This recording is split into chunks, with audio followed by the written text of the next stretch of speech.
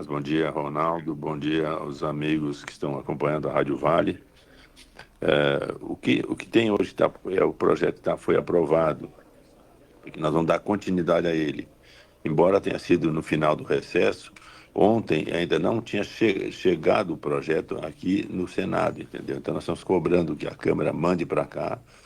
E eu já me escalei para ser também o relator desse projeto, que o Afonso Ram foi relator lá na Câmara. E já estou tratando também no Ministério da Agricultura a questão do recurso. Não adianta aprovar uma lei se não tem o recurso para a gente poder fazer a operacionalização Que do esse financiamento. recurso vem dos royalties do pré-sal, né, senador?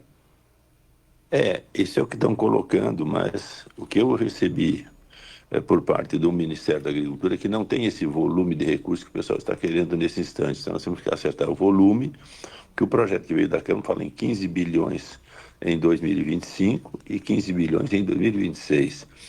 E diz que já não tem esses 15 bilhões de 2025. Então, temos que acertar o valor, né, e ver como é que nós vamos fazer essa negociação. Então, esse detalhamento eu já estou buscando junto ao Ministério da Agricultura. O próprio ministro Fávaro já esteve na Fazenda. Ontem ele estaria na Casa Civil tratando do recurso, né? Para depois, então, nós alinharmos o relatório aqui no Senado. Então, essa é uma situação. Agora, também nós estamos em obstrução desde ontem, às 11 horas da manhã. Nós estamos em obstrução na mesa do Senado para que não ocorra sessões enquanto nós não resolvemos também o impasse ligado à situação dos presos de 8 de janeiro e também o próprio impeachment do ministro Alexandre de Moraes. Isso é o que está tomando a nossa pauta nesse instante, né? Então, todos os assuntos estão travados para que nós possamos resolver primeiro esse impasse na Câmara, onde está para votar o projeto, aquela anistia de 8 de janeiro, e aqui no Senado, onde nós estamos buscando as assinaturas para fazer o impeachment do ministro Alexandre de Moraes. Senador Reis, lhe agradecendo sempre a honra da sua presença aqui no programa, hoje entram em vigor as tarifas impostas pelos Estados Unidos de 50% a uma parte das exportações brasileiras, que os últimos dados dizem que o impacto não é tão grande. Mas como é que o senhor analisa a situação? É muito difícil o que nós estamos atravessando nesse momento e vamos esclarecer, né? O governo brasileiro está fazendo campanha política, o presidente Lula e seus ministros, aproveitando esse espaço para fazer politicagem. Isso não se faz. Está em risco milhares de empregos no nosso país. Eu não posso abandonar empresas, né, que historicamente há dezenas de anos, centenas, estão no Brasil e simplesmente desprezar um parceiro que não nos interessa mais, né? Não pode. A maior economia do mundo não pode ser descartada. Você veja que a China foi negociar com o presidente Trump, a Índia foi negociar com o presidente Trump, a Rússia foi negociar com o presidente Trump, a Europa foi negociar, e o Brasil até hoje não tem nenhum contato do presidente Lula com o presidente Trump. Veja, é um desrespeito e fala um monte de bobagens que estão falando aí. Por exemplo, o dólar é o padrão da economia mundial. Agora, não, nós queremos trocar o dólar. Imagina se a China for lá negociar e não fala em trocar o dólar, o presidente Lula fica falando em trocar o dólar como moeda padrão. Então, não é assim, não se faz assim, e eles tiraram proveito político dessa posição, e agora estão pagando o preço. Algumas questões os americanos já reduziram a alíquota, deixaram sem alíquota, mas alguns produtos têm problemas com a alíquota, sim. Nós temos a questão do fumo, que a região toda é produtora de fumo, e de uma certa forma prejudica a exportação de fumo, que nós somos o primeiro maior exportador de fumo do mundo, né? Somos o segundo maior produtor, terceiro maior produtor, mas o primeiro maior exportador de fumo do mundo é o Brasil. E toda a nossa região que é produtora forte de fumo, né? Aí no Vale do Rio Pardo, no Vale do Jacuí, por aí, essa é uma região forte produtora. Então, essas questões nos afetam, sim. Como ficarão essas empresas tendo que pagar altos tributos?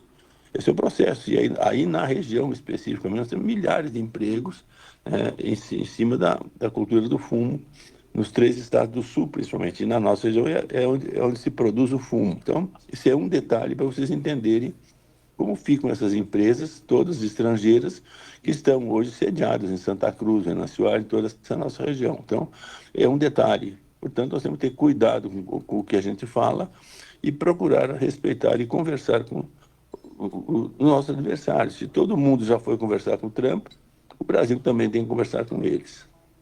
Senador Reis, o senhor acha que esse impasse político, institucional, se resolve sem maiores traumas para a nação brasileira? Nós estamos fazendo a pressão, para vocês entenderem. Quando falo em golpe, que o pessoal quis dar um golpe em 8 de janeiro, preste atenção no que eu vou falar a vocês. Foi premeditado pelo Alexandre de Moraes, foi premeditado pelo próprio Flávio Dino, que era ministro da Justiça naquele momento, que o próprio presidente da República, o Lula. O que ele fez naquele instante? Ele sabia tudo que ia acontecer no dia 8 de janeiro. Por que não tomaram providências com as forças da Polícia Militar de Brasília, a Força Nacional que está em Brasília, né? Tudo eles fizeram ao arrepio e deixaram que acontecesse. Podiam ter tomado providência. Tomás e Ronaldo, eu sou um líder classista e já nos anos 80, eu acho que o Gilberto Scopel estava junto com o Ronaldo Caiado aqui em Brasília, nós fizemos um protesto. Nós íamos até a Câmara dos Deputados, o Congresso Nacional, e fomos barrados, centenas de produtores do Brasil inteiro, na rodoviária. Ali tinha policial militar com metralhadora, tinha os cachorros, enfim, e nós recuamos naquele momento. Por que não fizeram isso no dia 8 de janeiro? Não fizeram absolutamente nada. Deixaram o pessoal participar. Agora, veja o pior. O Palácio do Planalto, nesse dia de 8 de janeiro, estava totalmente desguarnecido. E nunca na história do Brasil, desde que Juscelino Kubitschek inaugurou o Palácio do Planalto aqui em Brasília, nunca ele teve desguarnecido. Nunca. 365 dias por ano, 24 horas por dia, tem a guarda presidencial. E, casualmente, nesse dia, pela primeira vez na história, não existia a guarda presidencial. Estavam as entregues às moscas. E o G. Dias estava lá dentro, fazendo o quê? Seguramente ele recebeu os depredadores e depois a nossa turma foi lá e pagou o pato. Então, o golpe que deu foram eles, o governo federal, o presidente Lula e sua equipe, e também o próprio ministro Alexandre de Moraes, que sabia desse assunto. E aquilo foi conectado, foi premeditado. Agora diz que essas pessoas humildes foram dar o golpe. Pessoas que agora estão com 17 anos de cadeia, 15 anos de cadeia, pessoas que nunca passaram na frente de uma delegacia, nunca tiveram um processo, hoje estão condenados como se criminosos fossem. Quando que um bandido, que um ladrão, aquele ex-governador do Rio, preso com o tornozeleiro por 400 anos, agora já está solto. E pessoas humildes que nunca fizeram nada, agora estão presas. Veja a inversão de valores, esse abuso que o Supremo está fazendo hoje. Nós temos uma ditadura da toga. E o Alexandre de Moraes, desses anos, está sendo isolado do processo. Manda prender o presidente Bolsonaro. O presidente Bolsonaro, para vocês entenderem, é um ex-presidente. O Lula, quando foi condenado, ele passou numa primeira instância em Curitiba. Ele foi para uma segunda instância no TRF4, em Porto Alegre. Ele foi na terceira instância, foi no STJ. Foi subindo e sempre condenado. Bolsonaro já está no Supremo direto, entendeu? Então, essas coisas não são legais. E o Alexandre de Moraes está hoje usurpando dos poderes e deixando de lado a própria Constituição brasileira. Mas ele não é sozinho, né, senador Reis? Tem os outros 10 ministros do STF. Essas decisões ele está tomando sozinho, tanto que agora a imprensa de hoje está mostrando que ele tá isolado nessa decisão que ele tomou, mandando prender o Bolsonaro, colocar a tornozeleira eletrônica na semana passada e prender o cara agora essa semana com prisão domiciliar. Hoje ele está isolado na corte. As manchetes de hoje são essa aí, quer dizer, não está sozinho, mas nessa decisão ele está sozinho. E veja, sabe o que é a Lei Magnitsky, né? Só os bandidos, as pessoas de pior quilate do mundo estão sancionados nessa lei. E hoje o Alexandre de Moraes é o primeiro brasileiro a ser sancionado nessa lei, né? Então, em cima de um problema sério, que ele causou a empresas e cidadãos americanos. Bom, já tomaram essa providência com ele.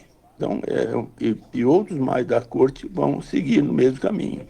Senador Reis, especificamente sobre isso, essas medidas adotadas pelo presidente americano não são excessivas em relação ao Brasil, se imiscuindo em assuntos internos? Em função dos direitos humanos, né? E ninguém faz pior do que ele está fazendo hoje. Você vê colegas de vocês, jornalistas, hoje fora do país, quantos já estão fora do país? Políticos, o caso da Nelson Silveira, por exemplo, já não concorreu à eleição passada, porque foi por crime de opinião. Não existe isso. A Constituição permite que um vereador, um deputado, um senador, um governador, um prefeito, possa se manifestar livremente.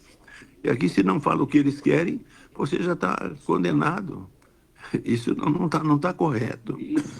O próprio ministro Marco Aurélio Mello fez colocações agora estridentes, há poucos dias atrás, em cima das ações do Alexandre de Moraes. Ele está passando por cima da Constituição brasileira e faz o que ele bem entende. Numa ação hoje, ele é um juiz, ele é um promotor, ele é um delegado, ele faz toda a ação. Não está certo. Para ele não existe Ministério Público, é ele com a equipe dele. Não existe delegado, é ele com a equipe dele. Então, ele processa, e depois ele julga a ação. Está totalmente errado o processo. E isso os Estados Unidos enxergaram nesse processo, estão vendo, analisaram pormenorizadamente, e agora vem as sanções americanas sobre esse caso aqui no Brasil. Senador Reis, dependendo da sua fala aí, no geral, em função dessas obstruções no Congresso, nós vamos ter que aguardar mais uma solução para o agro gaúcho. Esse assunto eu já tenho passado ao pessoal que me cobra, né?